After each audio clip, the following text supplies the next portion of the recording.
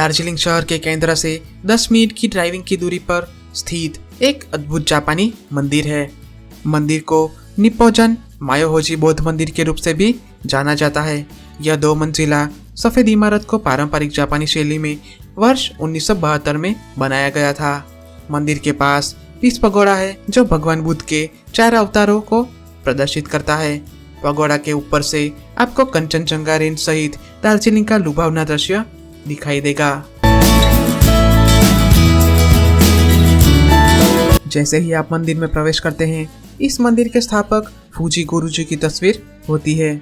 बुद्ध का एक मॉडल यह भी बताता है कि यह एक बौद्ध धार्मिक मंदिर है। फूजी गुरुजी विश्व शांति के लिए एक बौद्ध आदेश निप्पोजन मायोहोजी के स्थापक और उपदेशक थे। वह महात्मा गांधी के करीबी और सहयोगी थे और उन्होंने 1945 में हिरोशिमा और नागासाकी में परमाणु बम की दुखद घटना को भी देखा है।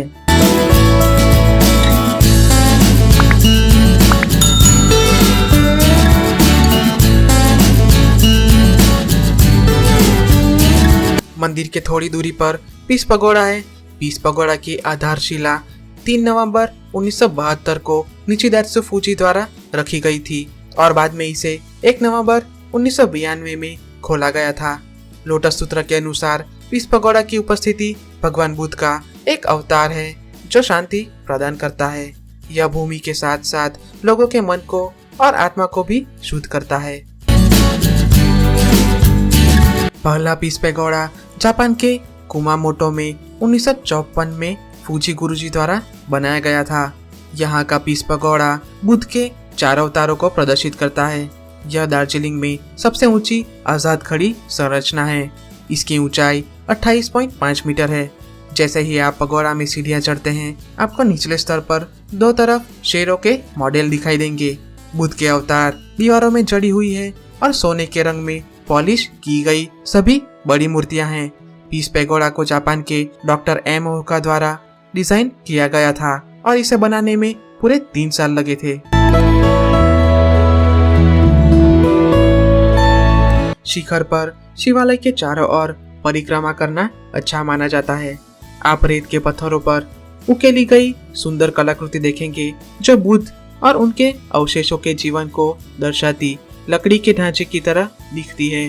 वैशाली में आम्रपाली द्वारा मैंगो ग्रोव का उपहार और सिद्धार्थ का महान प्रस्थान जैसे पौराणिक चित्रण यहाँ मौजूद है।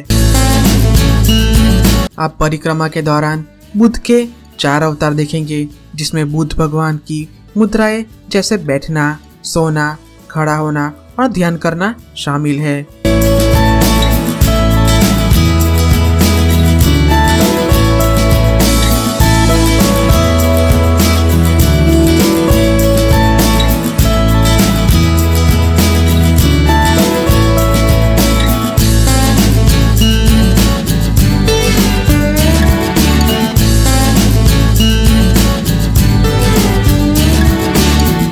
शिवालय के ऊपर से आपको अद्भुत दृश्य दिखाई देते हैं। सीधे नीचे आपको कुछ ही दूरी पर जापानी मंदिर दिखाई देगा। उसके पीछे चीड़ के पेड़ों की कतारें हैं।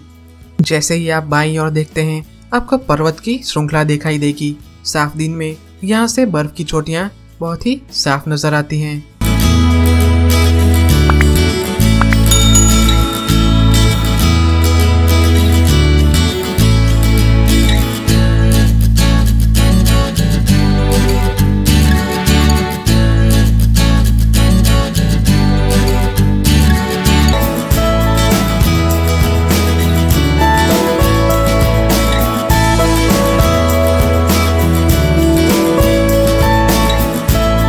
ओके दोस्तों, आज के इस एपिसोड में इतना ही। उम्मीद है आपको ये एपिसोड पसंद आया होगा।